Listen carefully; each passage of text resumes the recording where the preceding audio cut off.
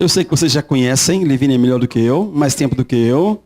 Então, vocês e o Senhor conhece há mais tempo do que todo mundo. Te abençoe e te use nessa noite, em nome de Jesus.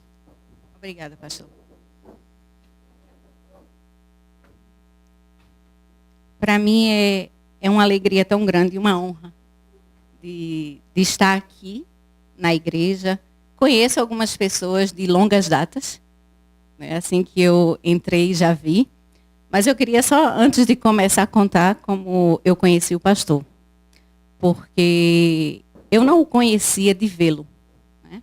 Eu conhecia de ouvir falar. Então eu já havia falado no telefone com ele, eu já tinha mandado um e-mail para ele, mas eu nunca tive a oportunidade de vê-lo. E eu tenho um ministério assim pessoal que Deus me chamou, que é visitar doentes que estão em hospitais e orar, entregar a palavra e orar por essas pessoas. E num determinado dia, lá vai eu, chego no local e me apresento, né, para as pessoas que estavam ali na sala. E o pastor se apresentou. Eu disse, bom, finalmente eu conheço o pastor Cleidemir hoje aqui. E a frase, né, que o pastor me falou foi, você não é uma lenda. E aí eu comecei a rir. Eu disse, não, pastor, não sou uma lenda, eu existo. Né? E daquele momento que nós estávamos ali, a gente teve uma oportunidade de ter um momento em comunhão, em oração, em trocar ideias sobre o reino. E quando ele me chamou para falar no Dia das Mães, eu disse, mas pastor, eu não tenho nem título de pastora, eu não sou conferencista, e o senhor vai me convidar. Ele fez, você não é mãe? Eu disse, sou. Eu fiz, pronto, então venha. Né? E a partir desse momento, eu disse, ok, então vamos orar, porque eu vou pela fé. Né? Porque é o Senhor que capacita. Então, de antemão, eu já vou pedindo desculpas aos irmãos, né, que se dependêssemos da gente, não sairia nada. Mas o Senhor colocou no meu coração, bom, Dia das Mães. O que é que eu vou falar sobre as mães? E Deus trouxe para mim algumas mulheres da Bíblia, que geralmente, quando nós temos as pregações, raramente a gente escuta falar sobre a mulher e o papel dela como mãe. Né? A gente ela é ali uma coadjuvante, como a mulher de Abraão. Mas a gente não tem uma mensagem dedicada a Sara, por exemplo. E Deus foi falando aquilo no meu coração. Eu fiz, bom, então vamos relatar algumas mães, né, da Bíblia e exaltá-las hoje, no Dia das Mães. E o papel dela na vida dos filhos. E a primeira pessoa que me veio à mente foi Eva. Né? Normalmente, quando a gente escuta as pregações, a gente fala do pecado, o que Eva fez quando ela escutou ali a serpente e foi entrando ali foi escutando a serpente e pecou. Mas vamos olhar Eva agora como mãe. Ela foi a mãe de quê? Da humanidade. Ela foi a primeira mãe. E daí ela gerou Caim, ela gerou Abel, e ela não teve ajuda de ninguém. Ela estava só. Ela teve que educar os filhos, ela teve que criar os filhos, e ela não tinha assistência alguma. Ela estava lá no Éden. Depois, quando eles foram expulsos por conta do pecado, não existia nem mais Éden. Virou como um de nós, mas sozinha. Então, uma das características que me chamou a atenção de Eva foi exatamente a sua coragem de criar os seus filhos Caim e Abel. Porém, ela também foi uma das mães que participou do primeiro homicídio que aconteceu na Bíblia. Porque um dos seus filhos matou o outro. E aí eu preparando a mensagem e aquilo no meu coração, né? Ai, Jesus, imagina uma mãe que tem 2 filhos e que um decide matar o outro. E veio ao meu espírito, né? Eva. Como é que Eva não deveria se sentir naquela situação, naquela tragédia que aconteceu na família? De um filho tirar a vida do outro filho. Só que naquela época Deus falava direto com as pessoas. Foi o próprio Deus que castigou o Caim. Né? E depois, Eva foi agraciada com outro filho, que foi o Sete. E ela mesmo diz que, bom, Deus me agraciou com o Sete porque o Caim matou Abel. Então, para mim, o que demonstra na realidade de Eva é realmente essa coragem. A coragem de criar seus filhos só.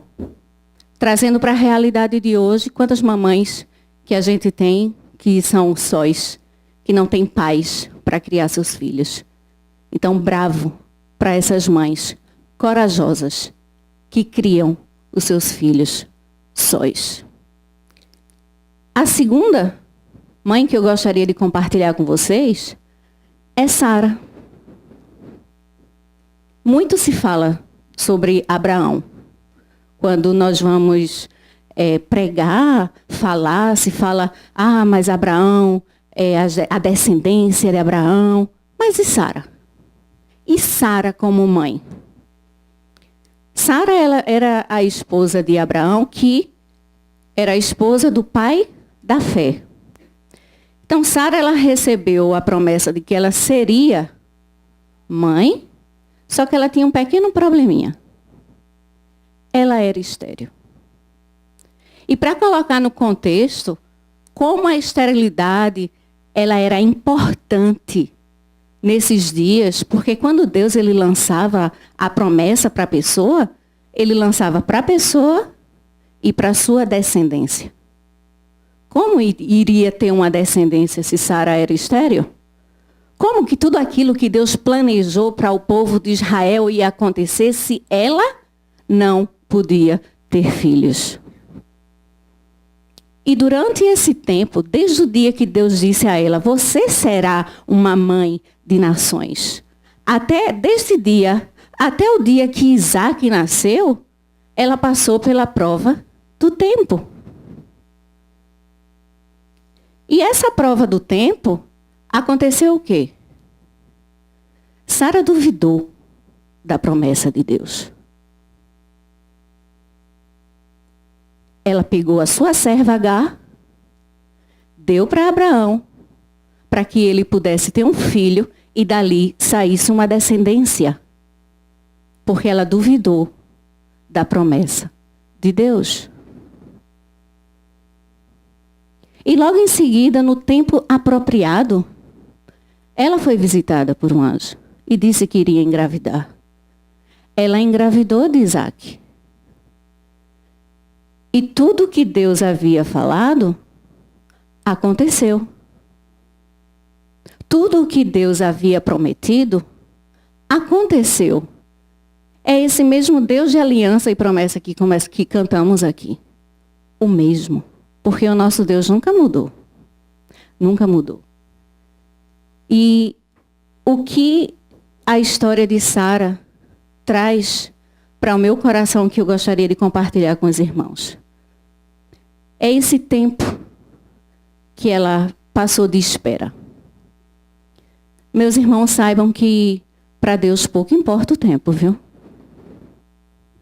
Pouco importa. Para Deus o que importa, o que é que você faz durante esse tempo que você espera? Continuamos a ser leais ao nosso Deus enquanto esperamos pela sua promessa? O que é que a gente faz? Está demorando, eu estou orando, não acontece. Porque todos nós passamos pela prova do tempo. Não só as mamães, os papais, os jovens. E é essa reflexão que Sara traz ao meu coração. Ela continuou leal, apesar de ter duvidado. Mas ela continuou leal até gerar Isaac. Até que o filho da promessa nascesse, como Deus havia falado. Uma das personagens também que eu gostaria de compartilhar, que é a próxima, porque eu fiz em termos assim da Bíblia, eu peguei as mães cronologicamente, né, para dar sentido àquilo que eu gostaria de trazer. Então, a outra mãe foi Rebeca. Pouco se fala sobre Rebeca. A gente pode dizer Rebeca. Quem? Rebeca, eu sei que é um nome bíblico. Né? Mas quem é Rebeca? Rebeca, ela foi a resposta de oração dos pais de Isaac, de Abraão e de Sara. Para quê? Para que ela fosse a esposa de Isaac. Né, de Abraão e Sara, então ela foi a esposa de Isaac. E vocês sabiam, mães, que mesmo os nossos filhos, estando ainda de idade tão pequena, nós devemos começar a orar de agora pelos cônjuges dos nossos filhos? De agora. As nossas orações estão aí no mundo espiritual.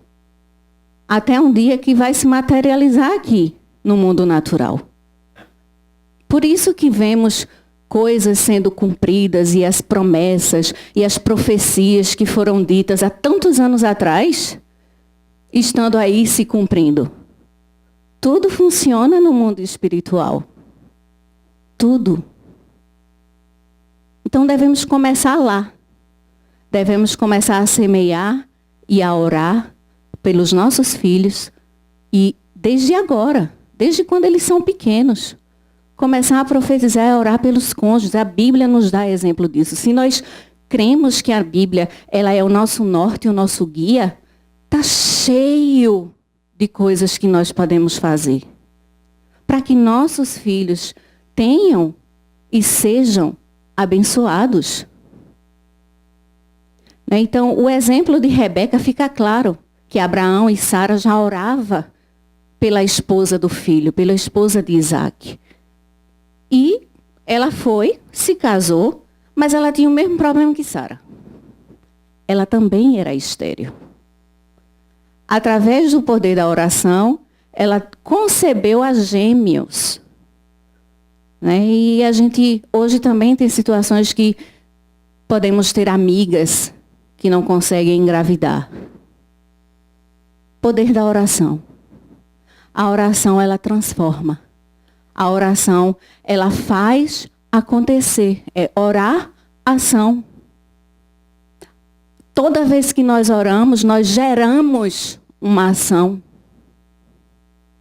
E o exemplo de Rebeca é exatamente isso. Ela teve gêmeos depois que oraram para que ela pudesse engravidar. E assim ela pudesse ter filhos. Acredito que todos vocês conhecem um pouco da história de Esaú e da história de Jacó. Porque ela gerou Esaú e Jacó. Só que Isaac, ele amava mais a Esaú, porque ele era caçador. E Rebeca amava mais a Jacó. Jacó tramou com o irmão, comprando a primogenitura por um prato de lentilhas. E a própria Rebeca enganou Isaac quando ele estava velho, fazendo o quê? Colocando o Jacó como se ele fosse o Esaú, para receber a bênção da primogenitura. E ela conseguiu mudar o rumo da vida dos filhos, agindo dessa forma. Sem querer julgar se foi correta ou não, mas hoje a própria descendência, quando você lê a analogia de Jesus, ou nos livros de Êxodos, quando você vai ler, quando Deus fala com Moisés, ele diz, eu sou o Deus Todo-Poderoso, o Deus de Abraão, Isaac e Jacó. Não é Esaú. Apesar de Esaú ter saído primeiro. Mas não foi ele. Então veja que Rebeca, como mãe, ela mudou o rumo dos filhos. Né? E sem querer julgar o que Rebeca fez, mas ela mudou. O amor que ela tinha pelo filho, ela foi lá e mudou. A próxima personagem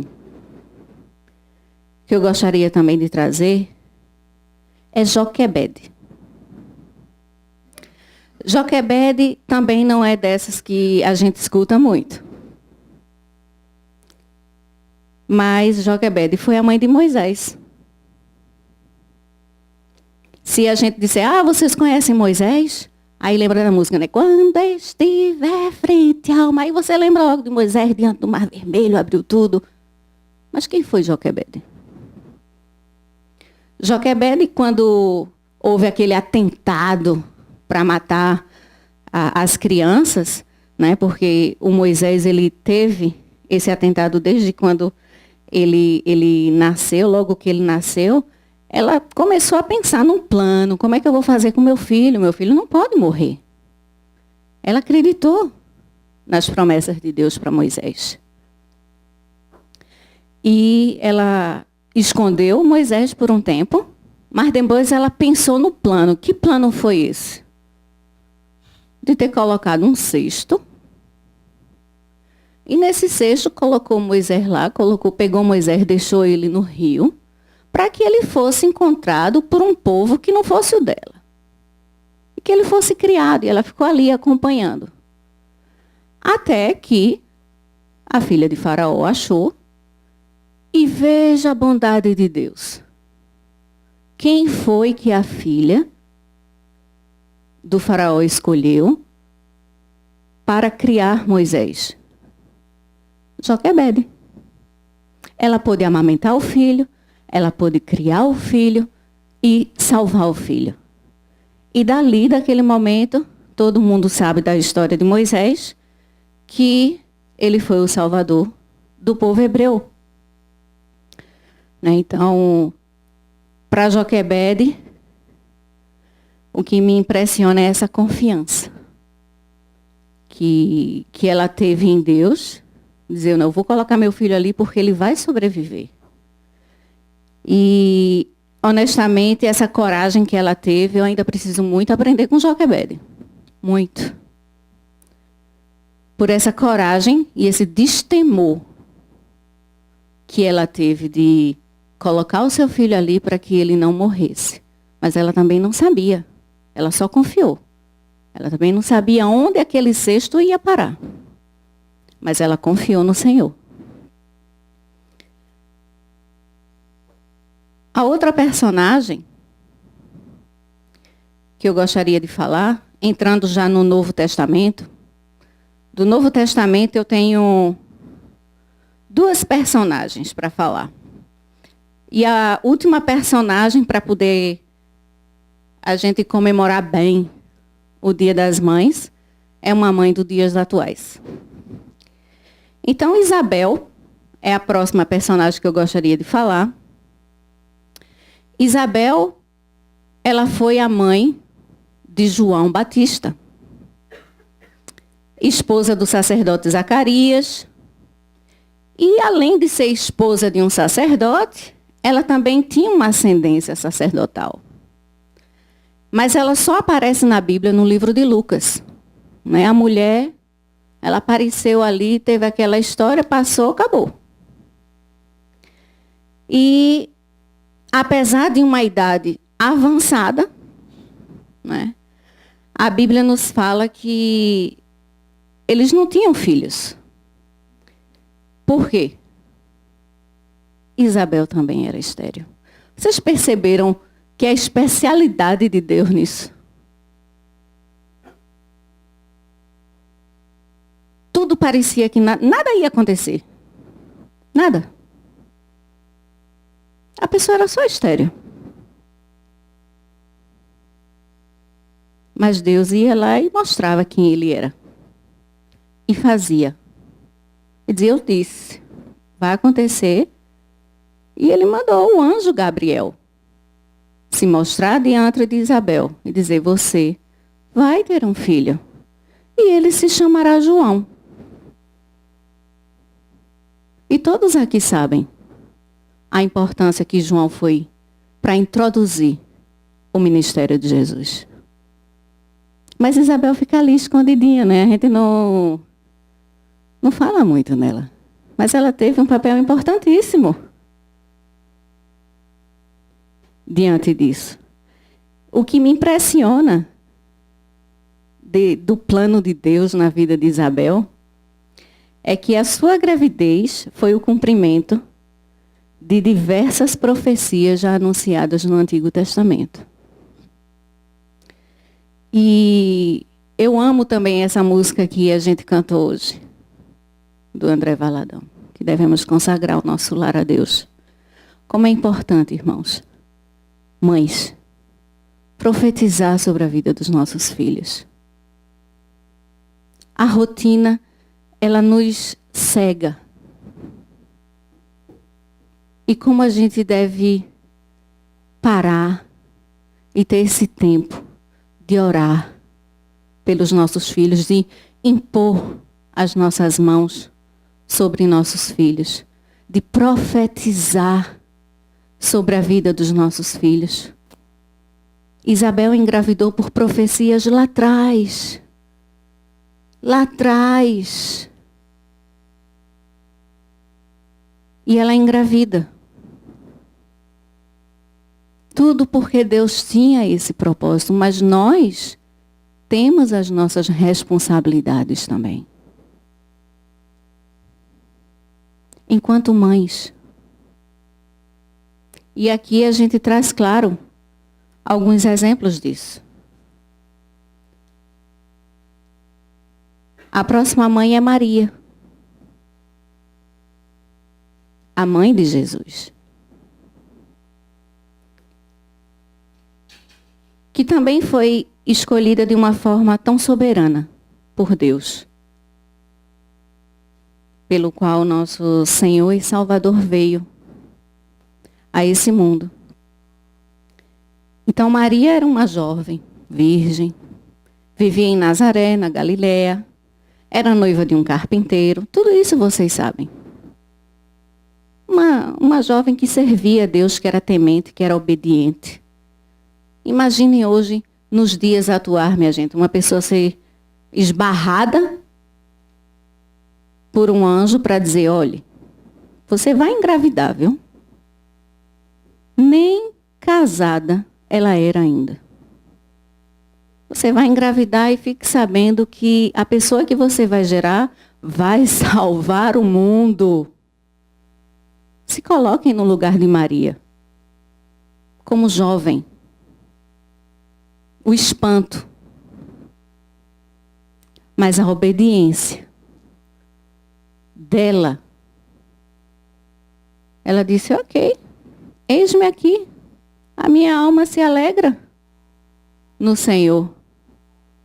E no período que ela ficou grávida, José teve muita dificuldade para aceitar isso. Muita. Imaginem um casal de noivos, a noiva chega para o noivo e diz, olha, estou grávida. O anjo me visitou lá, disse que eu estou carregando um Jesus aqui que vai salvar o mundo. Homens, vocês reagiriam como? Como? Né? Então, assim, eu fico olhando o que a Bíblia relata e fico rindo. Eu faço, Deus, olha, parece novela das 8, as coisas que acontecem. Umas coisas assim, pé nem cabeça, mas que Deus já sabia tudo e que Deus vai e faz e diga, vai acontecer desse jeito, eu tenho um plano para você. E precisou o anjo Gabriel aparecer na vida, né, num sonho, com José, para ele acreditar que Maria estava falando a verdade. E toda a história vocês conhecem sobre Maria.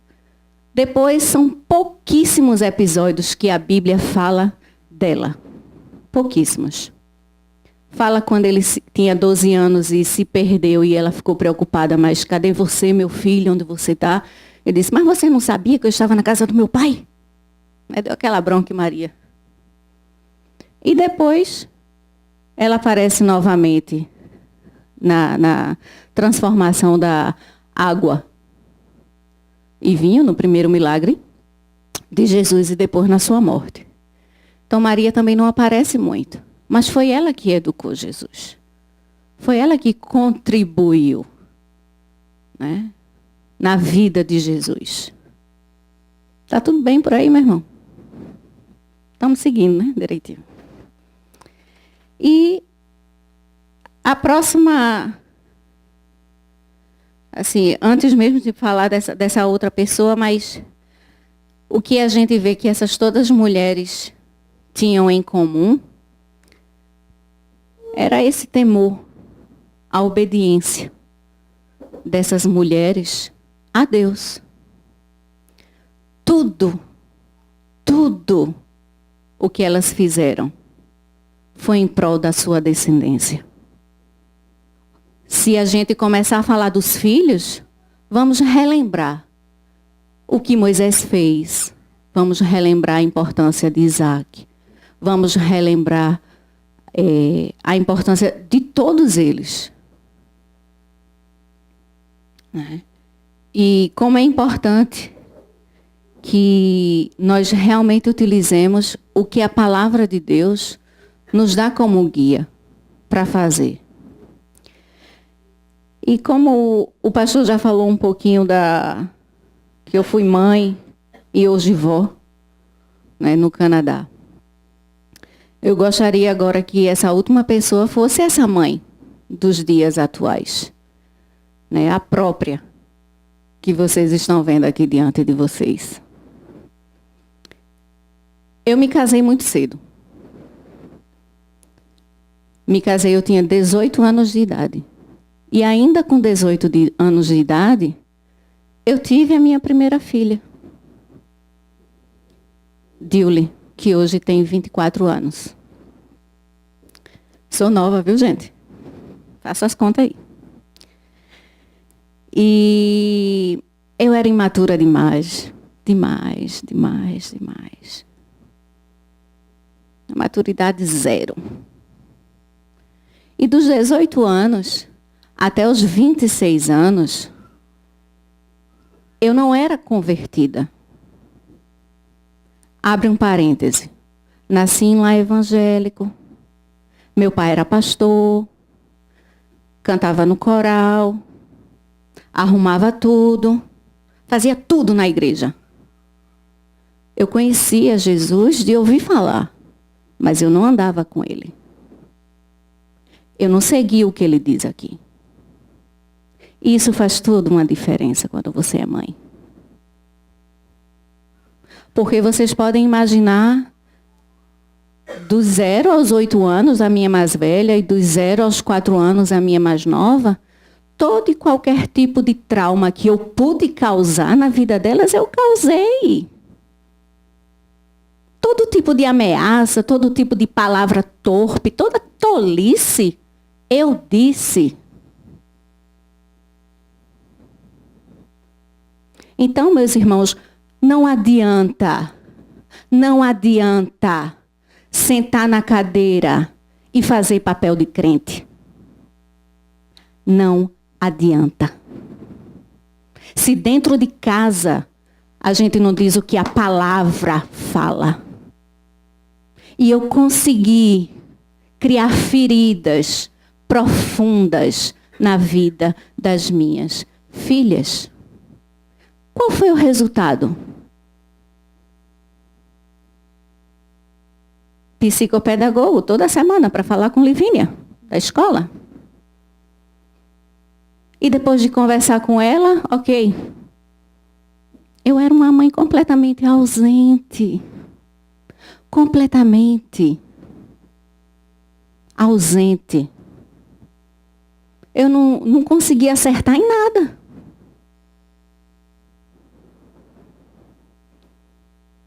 E a partir do momento, aos 26 anos, quando eu entreguei o senhorio da minha vida, porque não sou eu mais.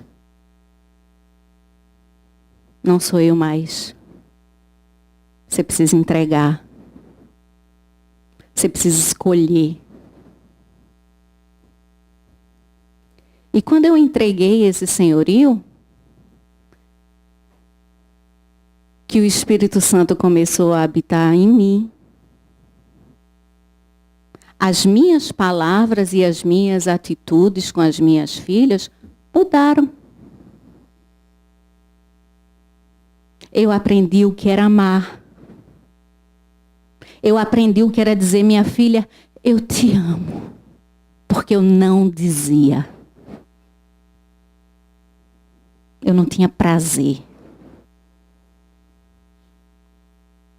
Era num erro, como o Caim e Abel, né, que fizeram um erro. Nós não somos responsáveis pelos erros que os nossos filhos fazem. Mas nós temos que aprender a perdoar. Aprender a perdoar. Então, assim, perdoar. E eu tentava, depois dos 26 anos, depois de convertida, tentava retribuir todo aquele tempo perdido. E como foi duro. Como é duro ganhar uma confiança de uma criança. Quando a criança nem confia mais em você. Como é duro. Então, meus irmãos, nos mudamos para cá. Uma tinha 12 anos, outra tinha 8 anos. Hoje elas têm o dobro, 24 e 20. E quantas vezes eu no meu basement, Deus de aliança, Deus, e cantando, e profetizando na vida deles, na vida do meu esposo. Quantas vezes não cantei essa música de André Valadão? Eu e minha casa ser... Gente, nós só compreendemos isso quando nós entendemos o nosso papel, mãe. O mundo não está aí de brincadeira com eles, não. O mundo é duro, o mundo é feroz.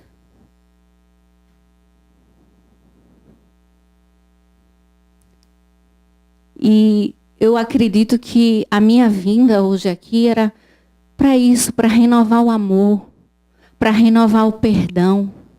Porque nós, enquanto mães, nós não podemos nunca desistir dos nossos filhos. Nunca. E nós, filhos, não devemos nunca desistir das nossas mães. Elas podem ter errado como eu errei. Elas podem ter causado feridas como eu feri. Mas nosso Deus é um Deus que restaura. É um Deus que transforma. E é um Deus que perdoa. Hoje chegou esse dia. Não estamos mais no tempo, gente, de deixar Satanás roubar o nosso relacionamento com os nossos filhos. O nosso relacionamento com as nossas mães. Ponha um fim nessa história.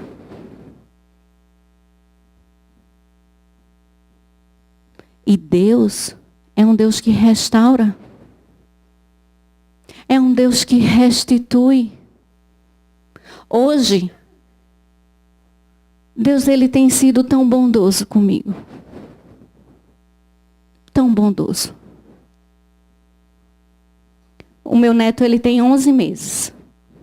Se eu falar dele, eu já choro. Pronto. Mas Deus ele tem restituído na minha vida tudo aquilo que Satanás roubou da minha vida quando minhas filhas eram pequenas. Hoje eu tenho olhado para ele e eu vivo, eu dizia assim, como você parece com sua mãe. E vivido coisas com ele e orado, e ensinado e amado. Porque o nosso Deus, ele é assim. Então não permita, mães, não permitam, filhos, que a relação que vocês têm com suas mães, com seus pais, seja um relacionamento destruído. Porque isso é a base, a família é a base. E é lá onde o nosso inimigo, ele vai minar, ele vai colocar pai contra mãe, ele vai colocar irmão contra irmão, ele vai colocar filho contra mãe, filho contra pai. É lá onde ele mina. Porque os projetos de Deus e as promessas de Deus sempre foram para a descendência, para a família. Sempre. É por isso que eu disse, não dá para brincar de crente. Não dá. Não dá. Decidimos a seguir aquilo que Jesus fala. Nós devemos amar e perdoar. Nós não temos escolha. É fácil? Não é. Perdoar os nossos filhos pelos nossos erros? Não é. Não sei quantos de vocês têm filhos adultos. Mas às vezes a gente só falta arrancar os cabelos. Mas aí, uma vez mais, Deus vem, o amor, o perdão. Amor, perdão.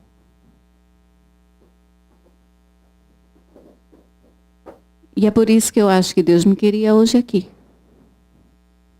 Para que vocês saíssem e orassem. Orassem, pedissem a Deus, Deus, mas eu não consigo, o que é que eu faço?